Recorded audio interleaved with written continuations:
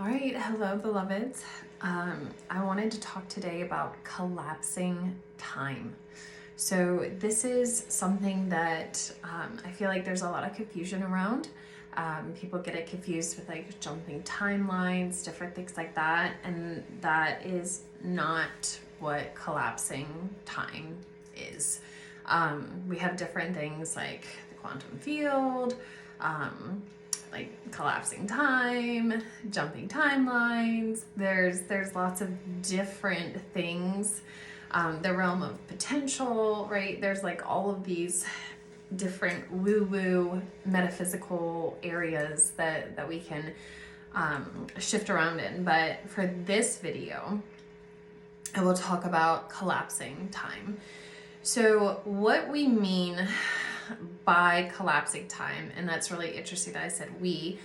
For those that are new to me, maybe this is your first time ever watching something that you have found by me.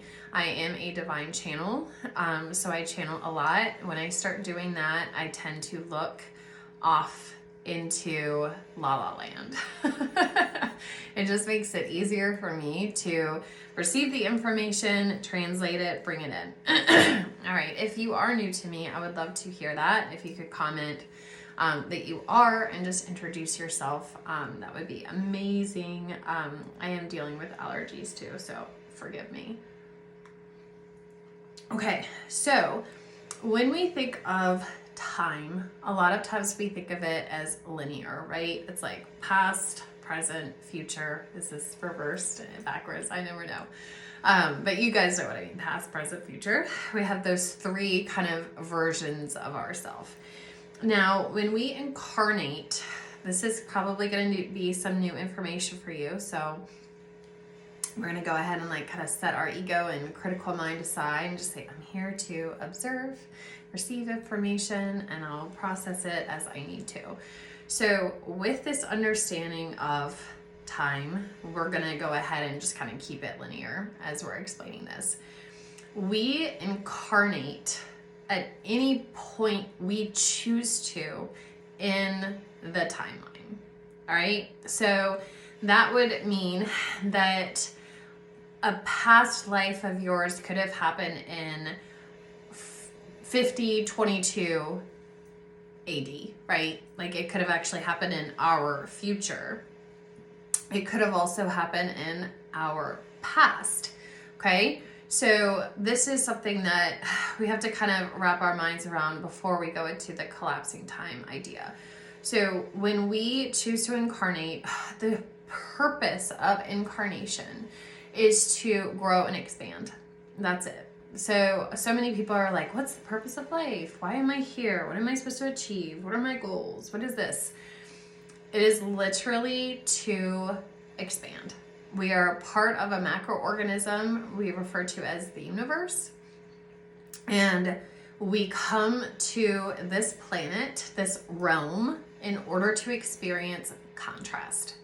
That contrast then allows us to, as Abraham Hicks would say, shoot out rockets of desire that call in new. Okay, so this is how we create into our reality. It's through desire. And if we're in spirit and just in that realm, everything feels fine. It's like all neutral. All right. So there is no such thing as desire in that realm. We have that here. Desire is required to want something else, right? It's required to want more. So we have to experience that. But so often the way that we experience desire is through contrast. It's the lack of having it. It's the feeling the discomfort of not having it, seeing something that someone else has that we want. We say, oh, wow, I love that idea. I like that. Maybe someone says, oh, I love that necklace, right? I want that necklace now because I've seen it. And what I'm experiencing is I'm having it introduced into my reality. And now I, as a soul, am saying, I want that. Now I'm experiencing the discomfort of the not having and wanting. So therefore, I have to put out the rockets of desire in some way or another to manifest it into my reality. So I'm going to call it in some way or another.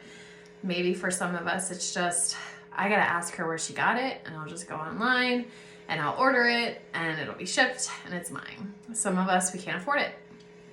Now I have to manifest the money, and then I have to go online and order it, and then it will ship, right? So depending on where we are in our journey, that's going to depend on how big our rockets of desire are. So everything in our reality is set up to make us desire something different.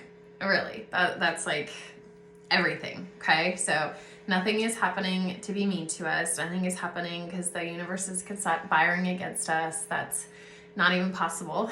It doesn't feel that way. It doesn't feel at all. It's just an organism, and it wants to grow. So if it wants anything, it wants you to have what you want. We'll just say that. So everything happens for us to provide us with feedback in order for us to call it in. Now, we have the desire. We know what we want. We're experiencing the lack of it, and we're wanting to call it in. We can either just try to figure it out, right? Or we can collapse time by, in essence, I guess we could say, like piggybacking on the knowledge of someone else who has achieved it. So example, so simple. Again, the necklace. Someone says, gosh, I want that necklace. Wouldn't it be so much faster? This is such a great example. Thank you. Wouldn't it be so much faster if you could just come and ask me, hey, where did you find that? How can I get it? And then I could tell you, and you can order it and get it, right? Or you could not piggyback on my knowledge and experience, and you have to try to find it on your own. This would take longer, right? This is literally the simplicity of collapsing time. We as humans, we like to really overcomplicate stuff. So in essence, collapsing of time is to utilize information that someone else has been able to bring in for the collective in order to shorten the amount of time it's going to take to do something. People that usually are the ones who bring this knowledge are ones that have had lifetimes in the future and chose to reincarnate into this timeline so that they could bring knowledge and information. And they usually come at a point, gosh, it's driving me crazy, y'all. Anyone wants to send some energy healing to the throat, I am open. Okay, so anyone who's coming, they could say, okay, I'm looking at this, and based on this new information that I have, I see that I can make the biggest impact at this point in the timeline. I can have the biggest opportunity for my growth and expansion at this point, and I can also help the collective the most at this point. So I'm going to jump in there in an incarnation cycle. Wild, right? It's pretty cool. Okay, so we jump in, and then we have knowledge. Like example, I'll move on from the necklace. I developed a process that I share, and I also train others to do it as well, that in 12 weeks, we clear out 50 plus trapped beliefs and limiting beliefs from the body and reprogram them, right? So in 12 weeks, we clear 50 of these. So something that would probably take someone a lifetime to do, we do that in 12 weeks. So we collapse time. So someone can piggyback on the knowledge that I was able to channel and say, okay, I know I want to be able to achieve this in this lifetime. So instead of having to take the entire lifetime to learn the lessons, to have these things come up to be triggered, to have these things come up to be activated, to go through the hard things, to go do all this, that's the long road.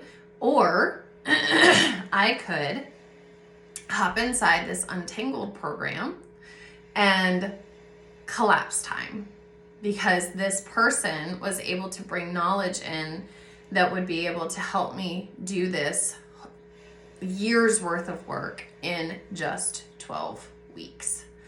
This is literally what collapsing time is. It's really that simple. There's not this major complication to it. It's that simple. So, and this could be with anything. Like, we hire a business mentor, right? So I do coaching. So you can either try to figure it out on your own, and however long that's going to take, or you find someone else who has already figured out all those things that could just teach you, right? So instead of taking years to figure out how to create a program, how to market it to a target audience, how to create content for that, how to, et cetera, instead of having to figure all of that out over the course of years, we hire a mentor, right? That's like, hey, XYZ, you do this, you do this, you do this, you do this, you do this, you do this. And now we've done in 3 months what would have taken us 3 years. Time just collapsed for us.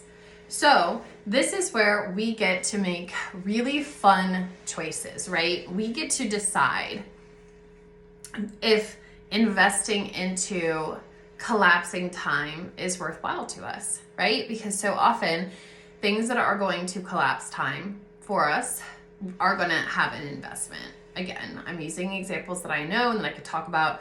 The Untangled program, my mentorship, all of that is going to collapse time for those who choose to utilize it. But there is an energy exchange to it, right? So this is the price. We either pay the price with time or we pay the price with money. And that's up to us, right? We're human beings here to have an expansive experience. And we can either pack as much expansion into one lifetime as we can, or we don't. I will tell you though, very important, for those that are not super thrilled with the idea of multiple more reincarnation cycles, the more we can learn in one lifetime, that means the fewer lifetimes we will have left that we need to cycle through. So utilizing as many resources that we possibly can each lifetime to say, I'm going to learn as much, I'm going to expand as much, I'm going to create as much as I possibly can. I'm going to constantly be leaning into creation and trying to figure out, like, how do I grow to that? How do I make this happen? How do I heal this? How do I have this experience? Because so many of us want that dream relationship. We want to have the house, the money, the cars, all of that kind of stuff, right? We want to make the impact. We want to be able to go help when there's natural disasters, and we want to be able to help fight against, terrible things that happen in the world. But if we're not moving towards that, then we are certainly not collapsing time, and we're also not growing or expanding. And so this is where a lot of feelings too of like depression, apathy, disconnection, that kind of stuff happens. So we have to look at this and say, all right, well, how bad do I really want to experience these things? And if I want to experience them bad enough, I'm going to do whatever I need to do, right, to collapse that time so that I can jump forward as quickly as I can and experience as many things as I can and make as big of an impact. Because who knows, especially for those on a twin flame journey, the goal as a twin flame is to experience divine union. As much as there's a lot of false information out there about twin flames and what divine union is, if we're still incarnating, we have not achieved divine union with a partner. So even if we might have met them in a past life, if we're still here again, we have not achieved divine union.